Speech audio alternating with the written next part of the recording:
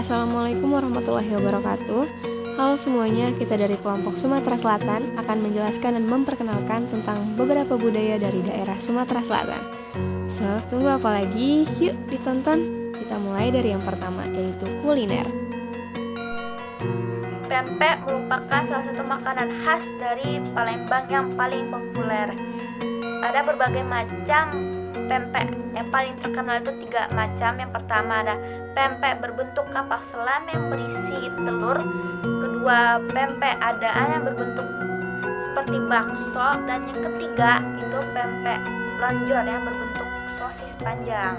Selain pempek ada tekwan. Tekwan juga salah satu makanan khas dari Palembang yang tidak kalah populer dengan pempek. Tekwan ini merupakan perpaduan makanan dari budaya Tionghoa dengan Palembang ya. Pempek merupakan makanan sejenis sup yang di dalamnya pentol serupa dengan bakso yang terbuat dari daging ikan dengan campuran sagu.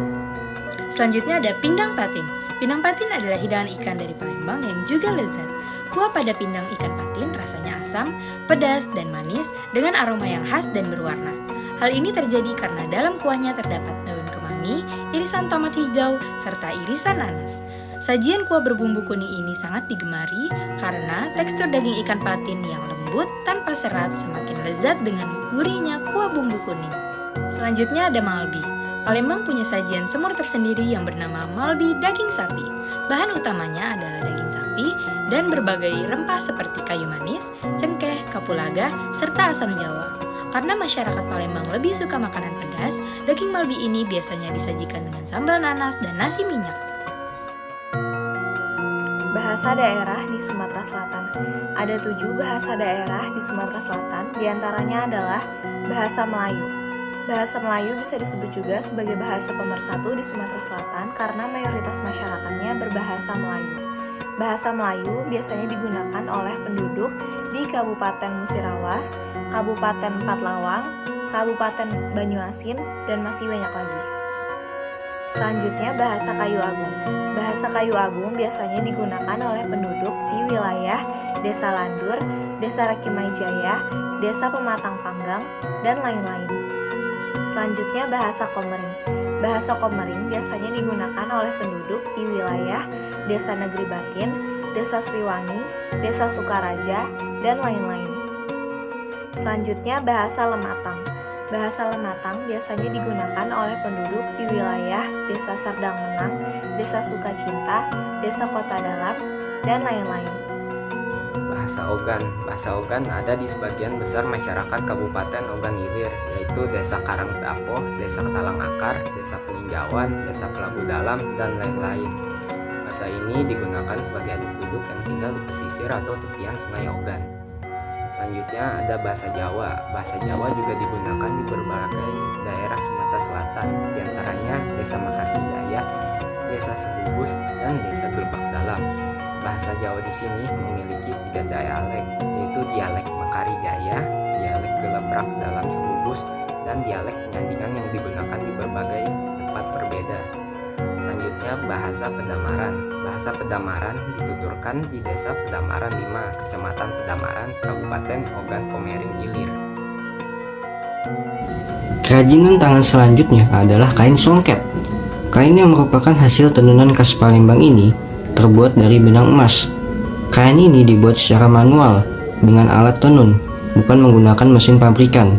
Kain ini umumnya dipakai kaum wanita dalam upacara-upacara perkawinan, resepsi-resepsi resmi, dan acara-acara adat. Songket yang dikenakan seseorang akan menunjukkan status sosial pemakainya, karena proses pembuatannya dinilai sangat sulit dan lama, yaitu satu kain dibutuhkan waktu sekitar 3-6 bulan, maka harga jualnya cukup mahal. Tetapi kualitas kain khas Palembang ini tidak perlu diragukan lagi. Selain itu, motif maupun kerapatan hasil tenunan juga menentukan harga dari kain songket. Selanjutnya ada kerajinan tangan khas Sumatera Selatan yaitu lakuer atau leker. Leker adalah kerajinan yang berbentuk alat-alat rumah tangga seperti meja, kursi, lemari, dan sebagainya. Lakuer adalah kerajinan yang berbahan dasar kayu dan getah sebagai pelapis benda tersebut. Getah yang digunakan dari kerajinan Laquer adalah getah atau damar yang dihasilkan oleh sejenis serangga yang bernama latin Lasifer laka. Di Sumatera Selatan, pohon tumbuhan tempat bertengger serangga ini disebut pohon kemalo. Pada Asian Games 2018, Laquer menjadi souvenir di sana. Laquer juga pernah diberikan sebagai souvenir SEA Games ke-26 sampai parlemen negara-negara Islam pada saat itu diboyong oleh para peserta event internasional tersebut. Selanjutnya adalah tarian tradisional yang berasal dari Sumatera Selatan, yaitu tari gending Sriwijaya. Tari ini adalah salah satu tarian yang cukup populer di kota Palembang, Sumatera Selatan. Tarian ini mencerminkan sikap tuan rumah yang ramah, gembira, dan bahagia menyambut tamu kehormatan. Penari terdiri atas 9 putri yang berbusana adat Aisan Gede, Sandang Mantri, Pak Sangkong, Dodot, dan Tanggai. Mereka merupakan penari inti yang dikawal 2 penari lainnya. Tari gending Sriwijaya diiringi musik yang terdiri atas penyanyi dan alat musik gamelan dan gong. Penari paling depan membawa tapak sebagai sekapur sirih yang akan dipersembahkan kepada tamu kehormatan, diiringi 2 penari yang membawa pridun yang terbuat dari kuningan. Tari gending Sriwijaya diciptakan pada tahun 1943 dan tarian ini untuk mengingatkan para pemuda bahwa nenek moyang mereka adalah bangsa yang besar, bangsa yang menghormati persahabatan dan persaudaraan antar manusia. Tarian khas Sumatera Selatan berikutnya yang akan dibahas adalah tari tanggai. Tari tanggai sendiri merupakan tarian yang biasa dipersembahkan untuk menyambut tamu kehormatan atau saat pernikahan adat. Berbeda dengan tari gending Sriwijaya, tari tanggai dibawakan oleh 5 orang yang mengenakan pakaian khas daerah seperti songket, dodot, pending, kalung, sandung malang, kembang urat atau rampai, tajuk cempako, kembang goyang, dan tanggai yang berbentuk kuku yang terbuat dari lempengan tembaga. Tari tanggai ini merupakan perpaduan antara gerak yang dimulai dengan pakaian khas daerah. Tarian ini juga menggambarkan masyarakat Palembang yang ramah dan menghormati, menyayangi, serta menghargai tamu yang datang ke daerahnya. Oke, saya akan membahas rumah adat dari Sumatera Selatan. Yang pertama bernama Rumah Cara Gudang. Rumah ini biasanya dibangun dengan material kayu khusus seperti kayu tembesu, petanang, dan ulen. Terdapat 3 ruangan utama di Rumah Cara Gudang, yaitu ruang depan, ruang tengah, dan ruang belakang. Nah, untuk selanjutnya adalah Rumah Limas yang berasal dari 2 kata, yaitu lima dan emas. Ciri utamanya dari rumah ini yaitu memiliki penyangga dengan ketinggian sekitar 2 meter dari permukaan tanah. Setiap rumah limas memiliki undakan atau kekijing yang terdiri dari 2 sampai 4 kekijing. Ada 5 ruangan di dalam rumah limas, yaitu pagar tenggulung, jagan, kekijing ketiga, kekijing keempat, dan gagajah. Lalu yang ketiga adalah rumah rakit. Rumah rakit merupakan sebuah rumah adat Sumatera Selatan yang dibangun di atas rakit. Pondasi rumah dibuat dari balok kayu dan potongan bambu dengan tiang-tiang yang diikat ke tonggak yang tertancap di tepi sungai. Rumah rakit biasanya dibangun di tepi sungai dengan pintu utama menghadap ke daratan dan dihubungkan oleh sebuah jembatan bambu. Yang keempat ada rumah adat Sumatera Selatan, yaitu rumah tatahan.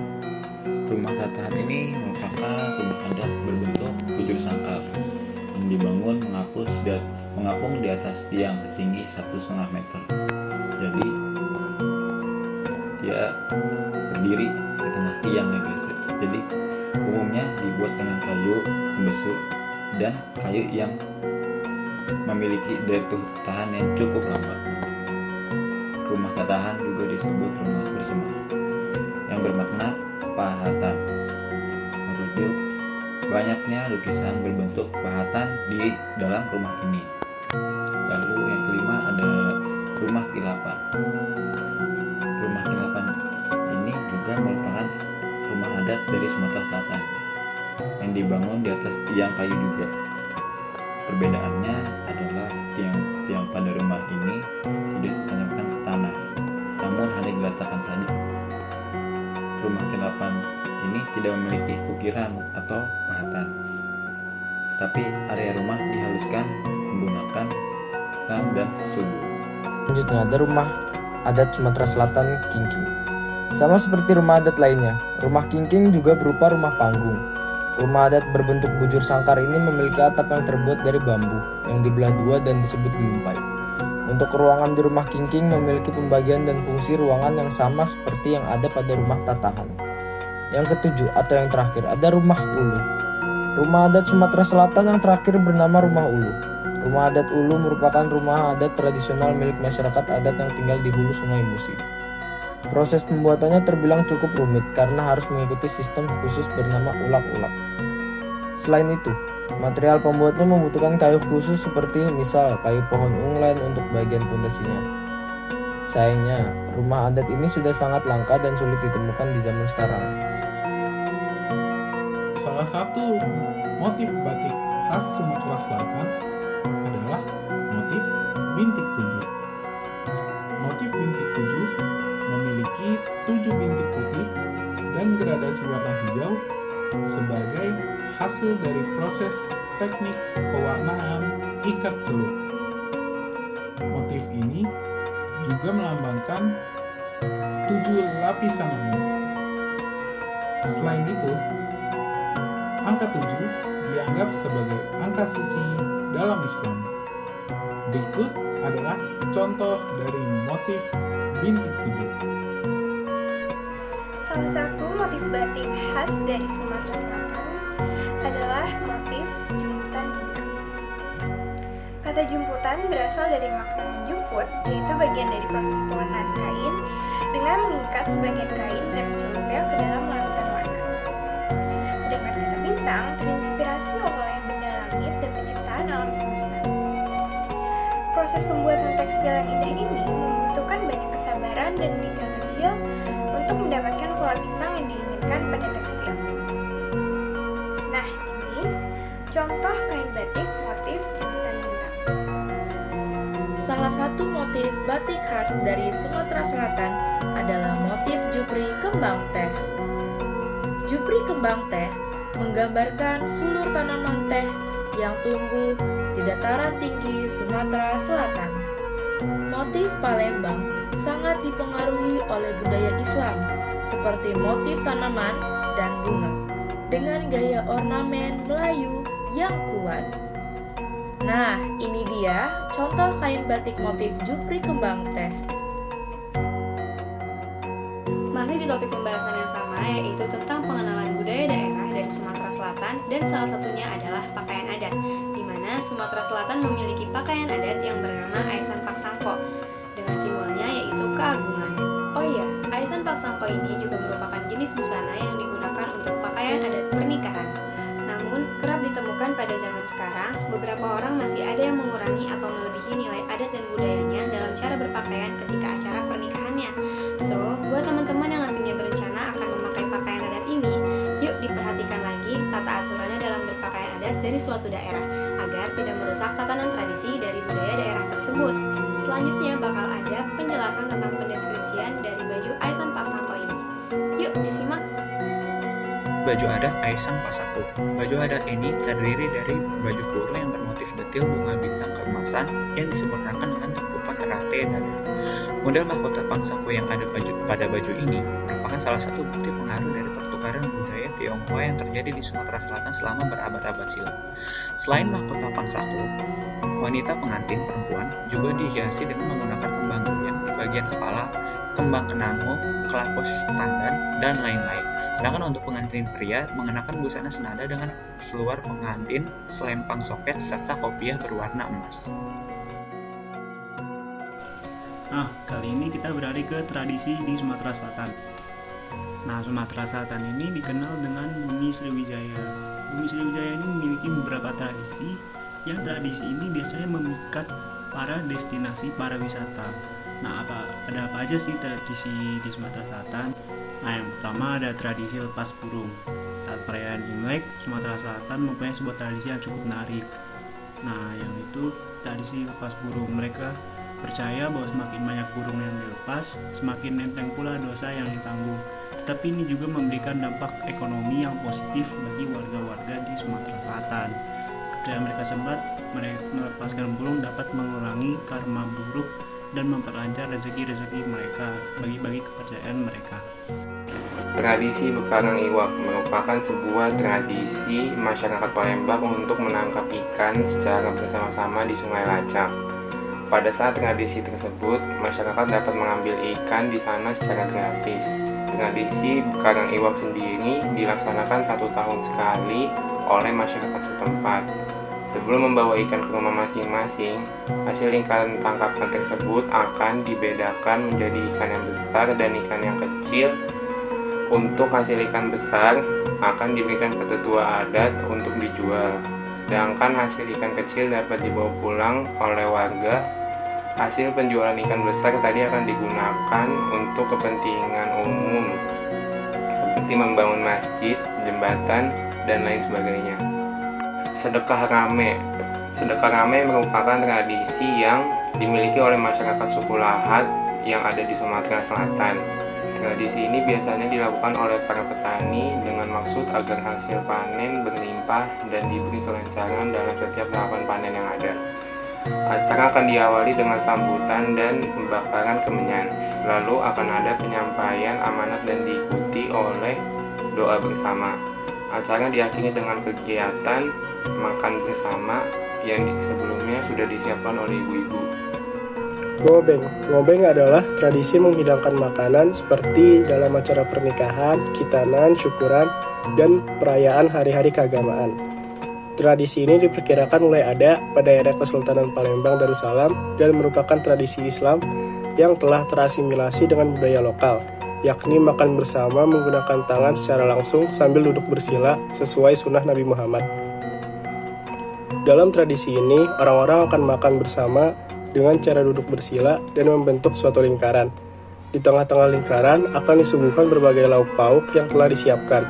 Ngobeng mempunyai sebuah filosofi, yaitu meningkatkan rasa kekeluargaan dan semangat gotong royong. Saat ini, tradisi ngobeng sudah mulai jarang dilakukan oleh masyarakat. Bahkan muda-mudinya tidak begitu mengenal tradisi ini karena penyajian makanan dalam berbagai acara semakin tergantikan dengan metode prasmanan. Nah, kira-kira itu dia tradisi-tradisi yang masih ada di Sumatera Selatan. Nah, itu tadi pengenalan beberapa budaya yang masih berkembang saat ini di Sumatera Selatan. Sekian dari kelompok kami. Kurang lebihnya mohon maaf. Jangan lupa like, comment, and subscribe. Oh iya, share juga ya. Dadah. Assalamualaikum.